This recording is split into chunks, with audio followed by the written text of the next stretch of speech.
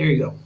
Oh, great. Well, thank you very much, Roberto, for having me. And I'm really looking forward to opening up this conference. Basically, everybody of you that is sitting in front of the screen right now is a futurist and is doing something that will change, well, the way that we are looking at mobility, looking at services, looking at the energy landscape within the next decade. And what is very important to me to stress is that oftentimes we discover that when we are thinking about the future, we are making quite a few mistakes. So, for example, when we are trying to judge how long a time period of a decade really lasts, it really depends on the way that, well, you look at time. So, for example, when I'm asking people, you know, until 2030, 10 years from now, how will our world look like? What will our mobility look like? What will our energy system look like? What kind of artificial intelligence or Internet of Things, Internet of Energy we are going to have? Most of the people say, okay, let's wait how we see how the coronavirus is going to play out in the next few months, and how the economy is recovering, and most of the people are just focusing on the here and now, or probably the next quarter or maybe next year. But if you think about what can happen in a decade, I mean, just imagine yesterday was the day when Tesla went public in 2010. You could buy stock for $18, just to. But anyway, and 2010 was also the year when the first iPad was introduced. It didn't even have a front camera because we didn't have the concept of video conferences in mind. When talking about these devices, there was no social media on this device being deployed. And just think about it, that was just 10 years ago, or it started 10 years ago. And what we are doing as futurists is we're trying to get a glimpse on, well, the next 10 years, but we are counting in weeks. The reason we are counting in weeks is that we can much better judge what we can do within a week, or how much urgency we have within a week, than talking in months or years. So, for example, if we are going 500 Wednesdays like today, and it marks the middle of the week, and 2 days it's already Friday again, and we are thinking about the weekend. Now, in 500 Wednesdays like today, we will already be in January 2030. And during that time, we really have to watch out for what we call tipping points or disruptive change. And that is very important to understand, because we have two ways of improving products, of improving industries, and two ways how change actually comes into the world. One is you take something that is already existing for a long time and you make it a little bit better. That's what we call incremental innovation. So we are taking a product saying, okay, it's good right now, but let's see how we can improve it a little bit. Make it 2% cheaper or a little faster, or put some new color on it. And then we have what we call the disruptive change, the points at which a new technology, a new paradigm, a new business model takes over and really disrupts an industry. We've seen that over the last 500 weeks, or the last decade, quite a lot of times, 3 times to be exact. Now, in the 2020s that we've just begun, we will see 7 tipping points, or 7 disruptions of industries that will fundamentally change how we think about energy, about mobility, about artificial intelligence, about work, about food production, all these things. Today, we don't have time to look at everything about this, but just to head off and to start off the day, just a little thought about the future. There's many people who say, no one can predict the future. No one knows what the future brings. And I would argue against that. I would argue against that because of my profession, because I'm doing that for 25 years now, and we've been quite good in predicting some of the tipping points. I mean, not on the, not being right on a day, but within a time frame of about 18 months. On a 10 years time frame, we are pretty good at that.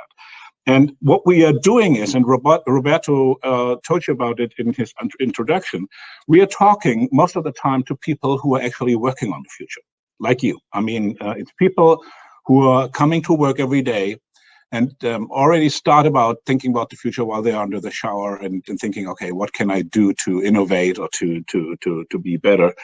And it's the most reliable source to know about how the dynamic of a development is going is to look in the future. The other thing is what we call systematic understanding, or is understanding a system analysis of how a system works. And I often explain how well we are working with a experiment or a small thing that we can learn from everyday life. Well, looking into the future is basically like making popcorn. I don't know how many of you have ever made popcorn, but well, they have the machines and we already have microwave popcorns. But the traditional way is to take a pot, some vegetable oil, put some kernels, popcorn kernels into the pot, put it onto a hot plate, and then, wait. And if you're asking 10 people who are standing around this pot and you're asking them for a future prediction, and you're asking them, okay, how long does it take until we get popcorn? You'll see that we are making the same mistakes as often in our daily lives. There are some people who think things will go faster than they usually do, and they will get nervous after about 20 to 30 seconds when the little LED switches on the hot plate that shows, okay, the plate is hot right now, don't touch the pot. And they say, okay, any minute now, no, don't go away. I think I heard something. What they heard was probably a little drop of water that was beneath the bottom of the pot and the hot plate, but it's not popcorn. And it takes quite a long time. Actually, it takes, on a normal stove, it takes up to 3 minutes. So people are standing around this pot, and after about 2 minutes, there are those who doubt that this will ever happen. They say, we've waited for 2 minutes now. I don't have time for that. Probably it's the wrong popcorn kernels or whatever. But there is a way to predict the exact time at which popcorn will pop. And we have the information at hand to understand what is, well, beyond the obvious. I mean, we're seeing the pot and the popcorn, but we don't know what really happens underneath the skin of those kernels. Now, what we can do is we can take our smartphone and we can Google popcorn. And once you do that, you'll understand why popcorn pops in the first place. And you have all the data there on Wikipedia, and it's publicly available information to make a good educated guess or even a prediction. It says popcorn pops at about 180 degrees Celsius in hot oil. And what basically happens is that the heat from the oil goes through the different layers of the kernel until it reaches the inner core of the kernel, which contains a little bit of corn oil and water. And the water eventually starts to boil, produces steam. The steam produces a lot of pressure, and then one of the popcorn kernels after about 3 minutes will actually explode. One is the first anyway. So if you have a thermometer where you can measure a certain trend, and you can point one of those laser thermometers on the bottom of the pot, you'll see the temperature rising. You see the dynamic of the trend. You can see, okay, it's 150 degrees, 151, 152. So you see it's rising at about a degree a second. And now with this information at hand, you can make a pretty good prediction for the future. Short-term future, but still. You can say in about 30 seconds, the first popcorn will pop. Now, when Steve Jobs introduced the iPhone, and also when he introduced the iPad 10 years ago, he said an important thing. He said, "If the trend becomes obvious, you're too late." And it is the same. It's true with popcorn as well, because when the first popcorn kernel pops and you don't have the lid on the pot, it's too late. You have to clean up the kitchen. because it doesn't take another 3 minutes for the next popcorn to pop. It goes pop, pop, pop, pop, pop, pop, pop, and within 10 seconds, all of the popcorn kernels basically pop. So that's exponential growth at the tipping point. And that is important when we're talking about electric mobility, when we're talking about computers, when we're talking about artificial intelligence. It's always the same. We've been talking about a trend for a long time, and there's many people who doubt that it will ever come because we've talked about it for a long time, just as you waited for popcorn. And then when it starts to happen, we see exponential growth, and that's where we are right now. So without further ado, that's the introduction. Actually, I just want to talk about 3 tipping points today. It's energy mobility, well, basically how artificial intelligence and the Internet of Things interconnect into the energy system and forms a new sector coupling regime. And to start off, I don't want to start with mobility, but I want to start with energy at the moment.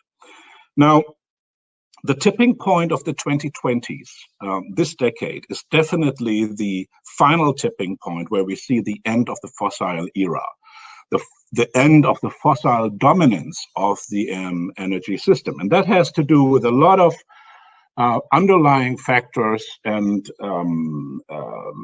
data. One is climate change. Okay. This is something that we really have to take care of. We are off the curve of the worst case scenario since about 3 years. We are witnessing quite a dynamic change, but that is not the most important tipping point. The most important tipping point is that we are actually coming into a regime where it is cheaper to produce a kilowatt hour of energy through the sun and wind and renewable sources than to burn fossil fuels. Now, why is that such an important tipping point? One, we are talking about an energy source that is not indefinite, which is definite. We will see peak oil within the next, well, it's already there. Actually, it's coming over a time of about 3 to 4 years now, where we are coming back on demand, but the tipping point stays there. We have, when we are burning fossil fuels, quite a big energy conversion loss. So for example, when you have a liter of gasoline, it contains about 10 kilowatt hours of thermal energy, energy that you can use by lighting up this gasoline. You'll get about 10 kilowatt hours worth of heat, which is good if you're cold, but it's not good if you have to transfer or to transfer the heat into another energy form, which is movement. So you have this internal combustion engine where you're trying to where you have a lot of heat that produces pressure, that pushes the piston down, put it on the crankshaft and turn a motor, but you're losing about, depending on the thermodynamic cycle, between 50 to 70% of the power. Just producing heat, and you can use about 30% of the energy stored in a liter of diesel or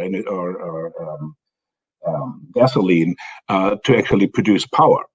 But the most important thing is that renewable energies are now coming with a couple of trends and a couple of exponential downward trends to a point where it is much cheaper to use renewable energy. I don't know if you know the fact, but we've been tracking how the fossil fuel generation or energy generation industry is going, and it's quite interesting. Every 2 weeks, every 14 days, one coal-fired power plant in the US is shutting down operations because it's not profitable to produce energy like that.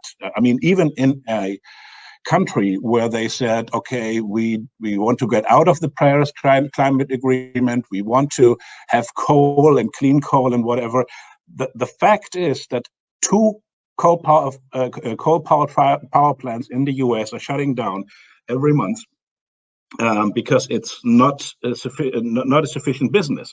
Now, it all comes down to the levelized costs of energy. That is what a utility takes to say, okay, what do we need on capital costs to produce energy and to store that? And just to give you an example where we are right now, when you're putting up solar panels in on the Sun Belt in the US, for example, in Texas, in New Mexico, in Southern California, or here, in southern Spain. If you even go to Morocco or to Dubai or something, we are looking at full costs of about $1.6 per kilowatt hour generation cost, and that is all in. That is not subsidized.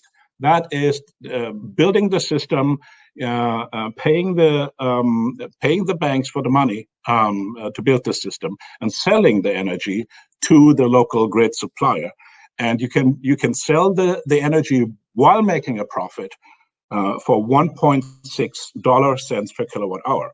Now that is cheaper than any other fossil source that we can find today.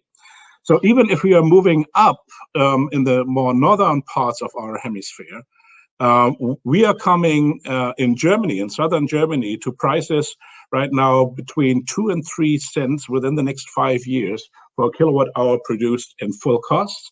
We are coming with wind to 4 to 5 cents per kilowatt hour at full costs, whereas coal-fired power plants are at 5 to 6 cents per kilowatt hour, and that are the most modern, most sophisticated power plants. But that doesn't not include the CO2 emission certificates or the sequestration of CO2 in the future.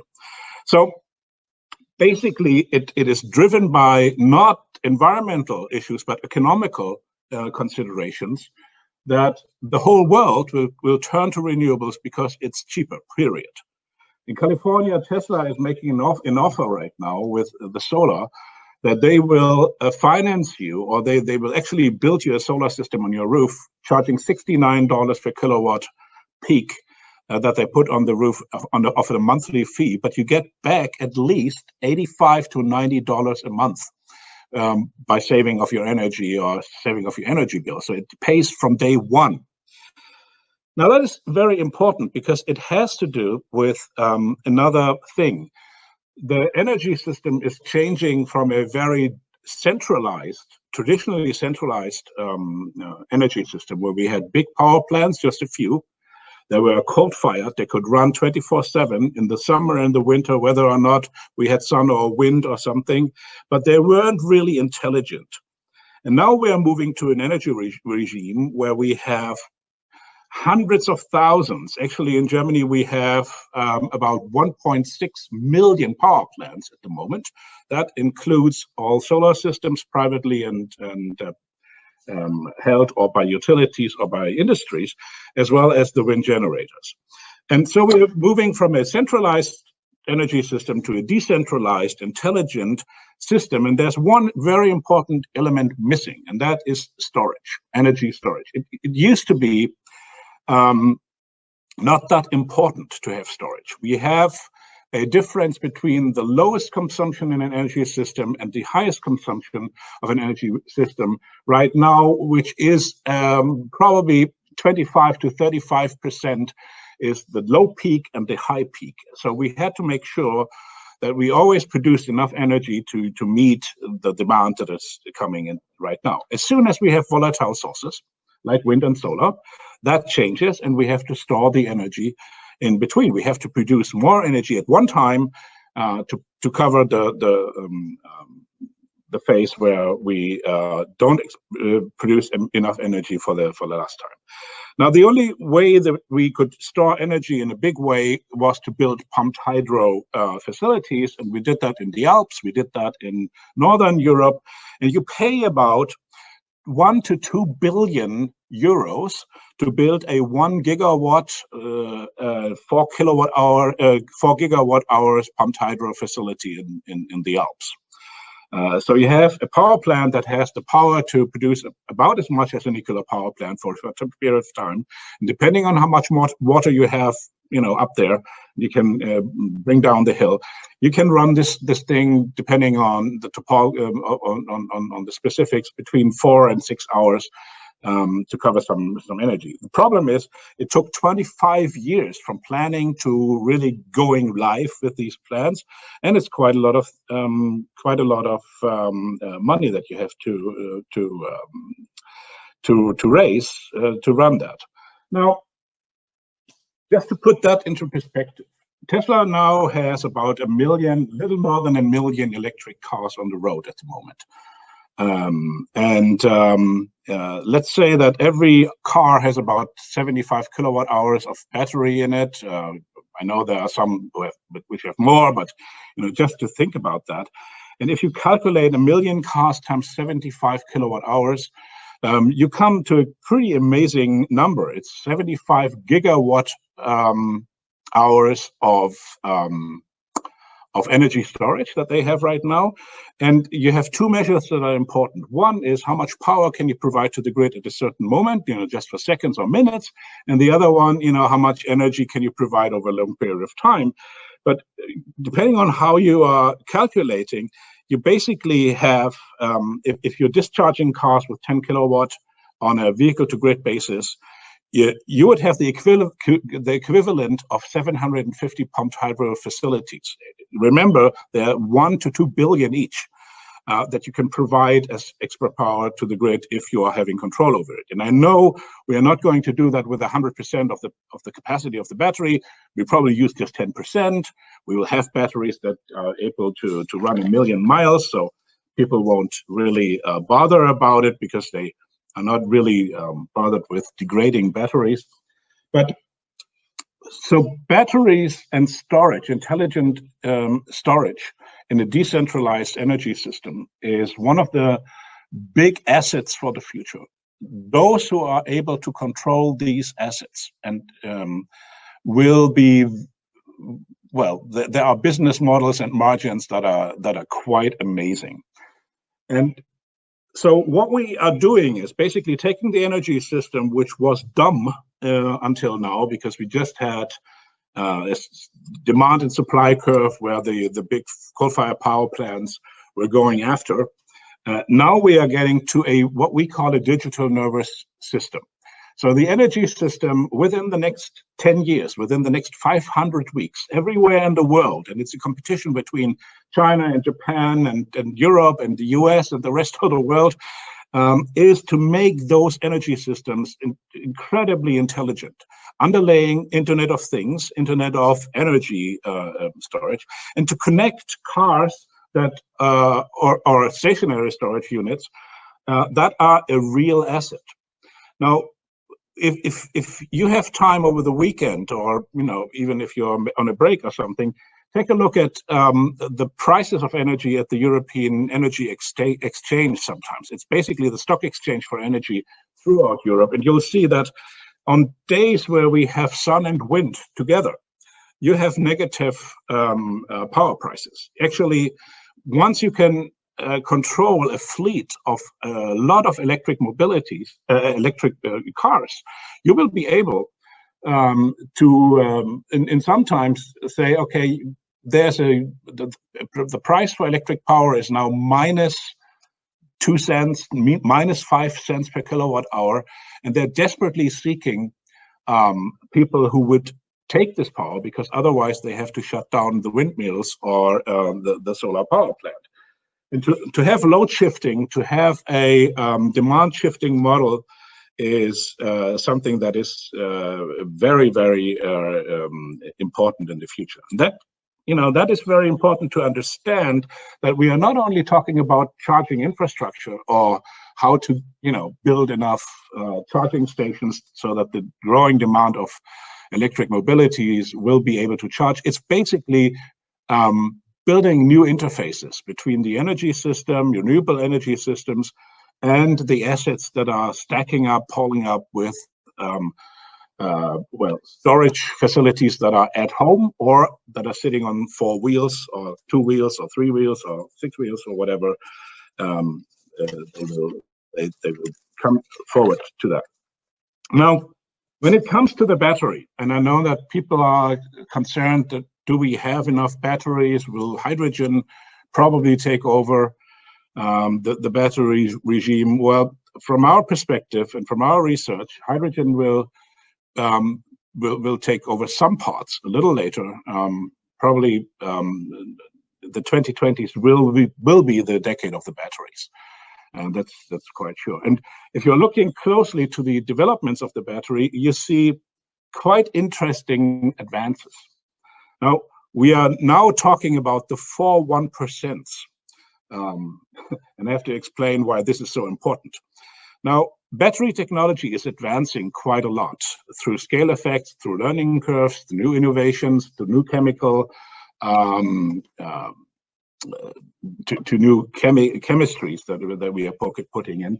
And to put it roughly, and it goes, like a curve, but to put it roughly, a battery becomes 1% cheaper, 1% more cycle stable, more cycle stable, 1% more energy dense, and 1% capable of faster charging ability every month, not in a year, but every month. So we are basically seeing 12% reduction in price in a year, 12% increase in cycle stability, so how many times you can charge and discharge a battery, 1% in energy density, 12% in energy density every year, because it's 1% a month, and also the ability to fast charge much better. So basically, there's a tipping point at which we can produce vehicles and mobility devices that can perform better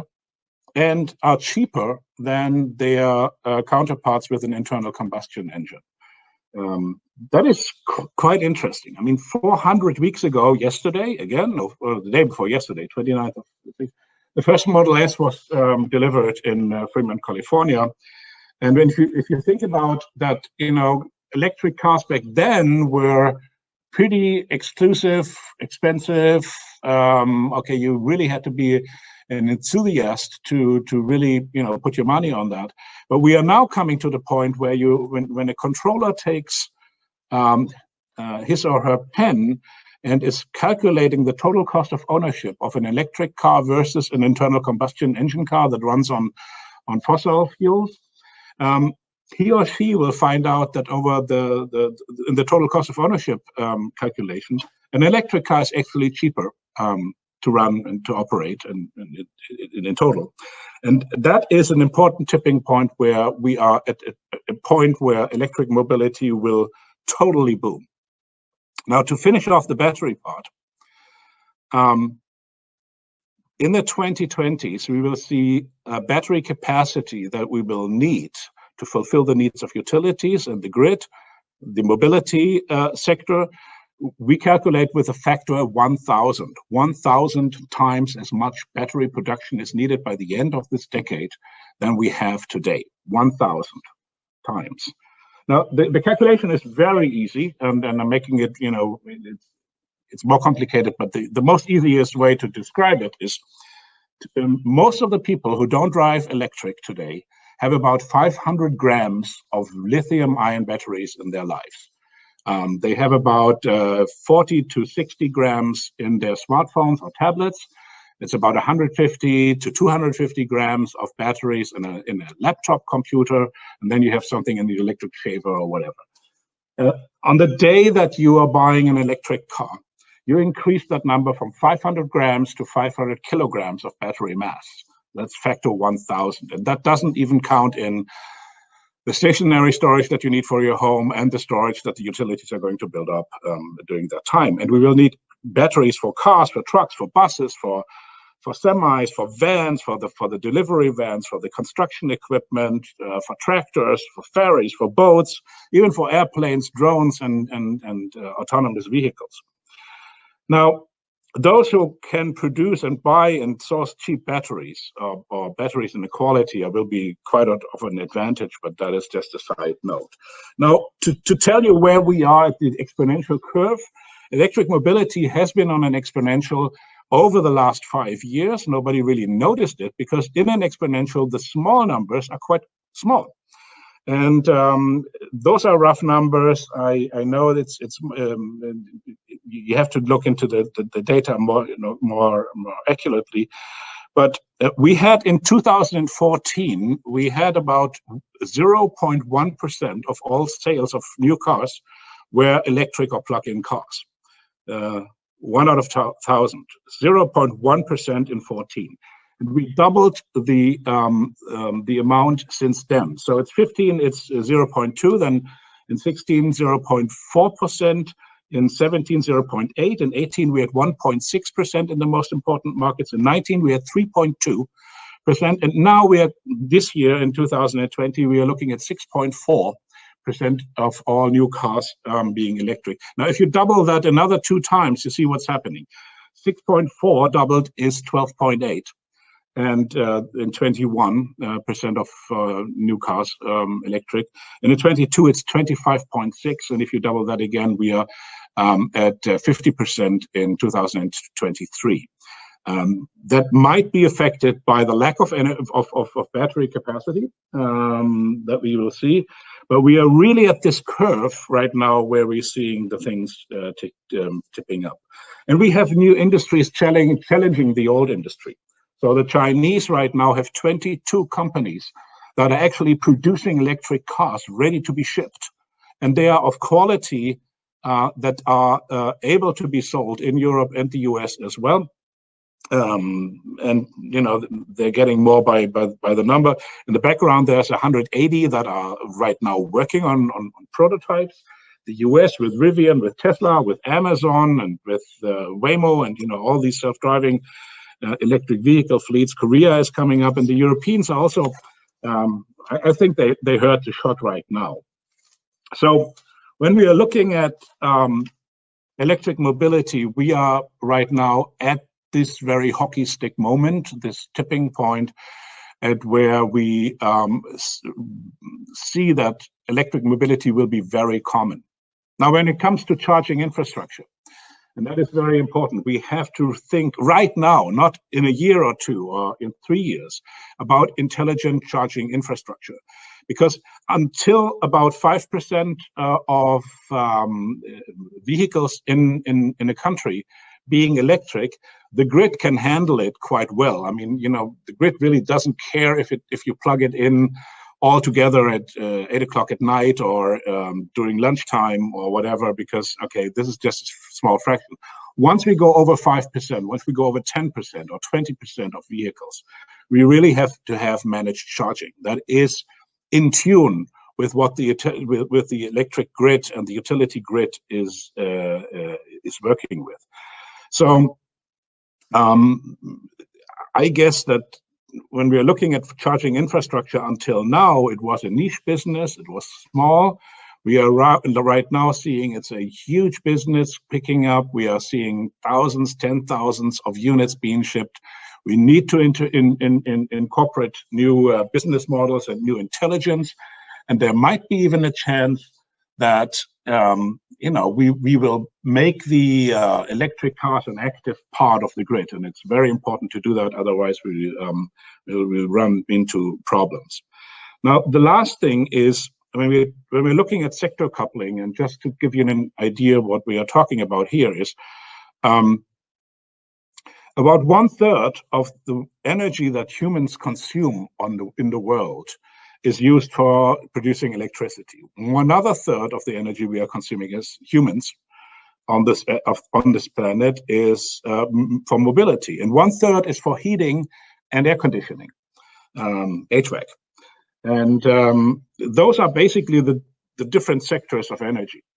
And it's becoming more and more electric and including intelligent storage facilities in that. And yes, in the 2020s, besides the batteries and the electric chemical storage of energy, we will also see electrical chemical storage of energy like power to gas and power to liquid, where we are turning excess solar power or wind power into hydrogen, into methane, and even into ethanol and other e-fuels. Not to burn them in internal combustion engines, but to use them in the heat sector. During the months between November, December, and January, we have a time where we don't have much wind and we don't have much sun.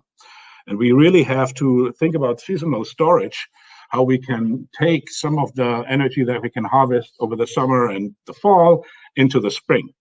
And the only way to do that is to use existing networks like our gas pipeline system that already has the ability to store about 3 to 4 months of energy needed for heat production, and to distribute that into both burners as well as using heat pumps for HVAC and for heating of houses and offices. So the whole energy system is right now growing together, and they used to be very separate systems. The energy production system that made electricity, the energy system that provided that provided the fossil fuels, and the mobility industry that basically said, okay, we're building cars, nothing else. And now these things come together, and it really needs new intelligence. And there's more to come. I mean, we are seeing vertical takeoff and landing drones that are coming in the 2020s. We are seeing smart grids and smart cities that really want to improve the quality of life. And it's an amazing time. Now, in the beginning, I said, oftentimes we are looking into the future and we are taking a too short of an approach. In about 500 weeks, actually in less than that, in 493, you can calculate it for yourself, Wednesdays like today, we will have finished the 2020s and celebrate New Year's Eve and going into the 2030s. And we will look back and say, okay, what happened over the last decade? And yes, we will remember, at the beginning of the decade, we had this virus and, really, how was it called? Corona-19, okay, no, COVID-19, whatever. But we don't have to forget, I mean, this decade, the 2020s, will be, we'll see more change than the 2010s and the 2000s decade, about double as much. We have agile companies that are working together. We have to form new interfaces between those industries. And there's so much opportunity. I think it will be the golden 20s for all who are working in mobility and utilities and energy systems with new business model to develop. And well, this sector might be even bigger than the internet. All of you who thought that people were getting rich on the internet in the 2000s and 2010s, look what's happening with energy. We are seeing industries that are about 10 times as big as the internet industry was in the 2000s. And well, you are all in this together. So it's very important to come together. So I'm really happy that this conference is able to be put on the internet so that people can share their ideas and interact with each other. We have to cross boundaries between utilities and mobility and storage and intelligence and Internet of Things type of things. But it's the best time that we can live in. And for that, I say thank you from here. To conquer the future, it's very easy. Just remember, make some popcorn and then try to figure out when the tipping point is, and then run with the flow. So thank you very much, and I'm open for questions, Roberto. Thank you, Lars, for this very interesting presentation. It's always a pleasure to listen to you and all your wonderful ideas. And let's hope that, like you said, all these wonderful things will happen and we will change the world to a better place. Let's see some questions, because you only have a few minutes. If we cannot, if we're not able to answer all the questions, we will write them down and then pass them on to Lars, and so everybody will be happy and get an answer. Let's start with Lance Grimmer. He's asking, Lars, do you think that hydrogen and fuel cells will have its popcorn event this year or anytime soon? I'm afraid I have to say no. I don't think so. The thing is, hydrogen has some interesting attributes, and it is a good way to store excess wind energy and solar energy through Sabatier process to turn it into hydrogen or even methane and or gas. But when we are looking at the application in cars and trucks, we see two big disadvantages. One is the energy cycle. So if you're having a solar system on your roof and you're producing, let's say, let's say you're producing 20 kilowatt hours on a day, and you're converting that into hydrogen, you lose, during the conversion process into hydrogen, about 35 to 40% of the energy. And then you have hydrogen and you have to compress it to 700 bar, you put it into a tank, and then you have to go through a fuel cell to get the energy or the electricity to run a motor. And you're losing to that process another 25 to 30%. So we are seeing an efficiency. If you produce 20 kilowatt hours, you can only use about 7 to 8 kilowatt hours on the wheel. Whereas if you have an electric car, you have an efficiency of about 90%, including the charging losses. So second thing, fuel cells are quite expensive right now. We don't see the prices coming down that fast. We don't have the stability of the fuel cell systems right now. And so from an energy perspective, when we're comparing electric storage and hydrogen storage for cars and trucks, we don't see this as a valuable business in the 2020s.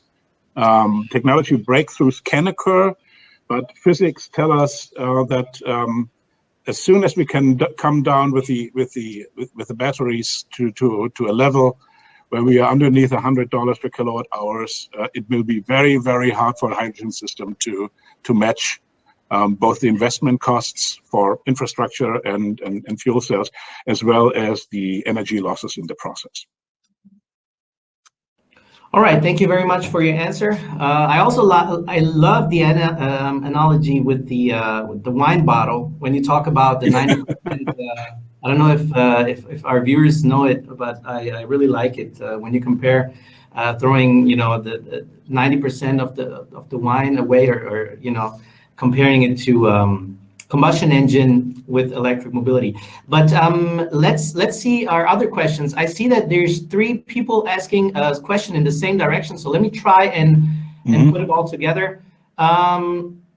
Joel Wenske is asking, dear Lars Thomsen, what do you think, how much stationary electric storage systems do we need on a global scale if battery electric vehicles ramp up within the next 500 weeks and can be used as a mobile storage system, vehicle to grid as well? And Thomas Stehr from Spain is asking, he's a renewable energy sector representative. He's asking, in reference to Joel Wenske's question, will we have enough raw materials to attend it all? And finally, Nico Searing is saying also, how can we solve the problem of cobalt mining in Africa when we need so many new batteries? So yeah, let's see if we can combine those.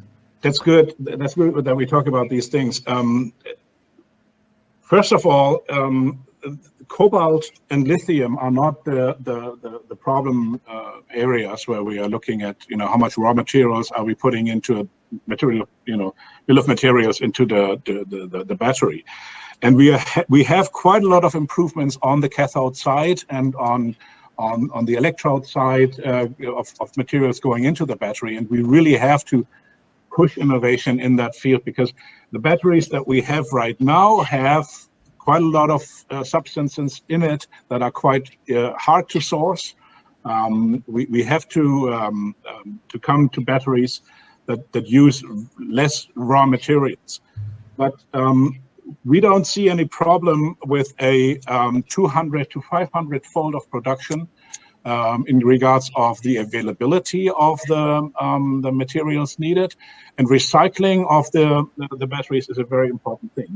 Like in every recycling system, we oftentimes think, okay, batteries have quite a lot of material in it and we cannot really afford it. But if you think about the steel cycle or aluminum cycle, most of the things, I mean, when you take bauxite and make aluminum, it's a very energy intensive process at the moment, but we recycle about 95%. And we will do the same with the batteries. But to be sure, the next 5 years will be a quite interesting time, because we believe that the demand for batteries, both from the e-mobility side as well as stationary storage, will be bigger than the supply. So we will see quite a lot of price changes, and it will be very important what companies can do that. And to answer the first question, the amount needed for stationary storage will increase with the tipping point at which battery storage will be the cheapest way to store energy in a grid, and it will be massive. Now, I would argue that if you have stationary storage in your home, for example, which is probably 10 to 15 kilowatt hours, and then you have a car with 60 to 80 kilowatt hours in front, it is mandatory that you can use both, and that you have like a leverage system where you can use both assets. Energy grids cannot afford just to build stationary storage without taking into account the e-mobility fleet. And so it requires quite a lot of artificial intelligence and system intelligence to integrate these things. But to answer the question, the supply of cobalt, magnesium, lithium, nickel will not be the problem that we will halt this development. All right. So thanks everyone for joining. Thanks, Lars, of course, for this interesting presentation. It's 9:45. I know you have another event. I know. I'm sorry, but you know the only way to do it is possible. We cannot thank you enough. We hope to see you soon again with in one of our events, digital events, and of course next year live at the Power2Drive 2021 next June in Munich. I will be there. Great work. Thank you, Roberto, for your work. And I wish everybody a great day. And just think about it. I mean, there's just no better industry to be in right now than to be in the energy storage, or the electric mobility industry. Just believe me. I mean, it's. I sound like this guy over there. It's going to be huge. All right. We're looking forward to it. Thank you, Lars, again.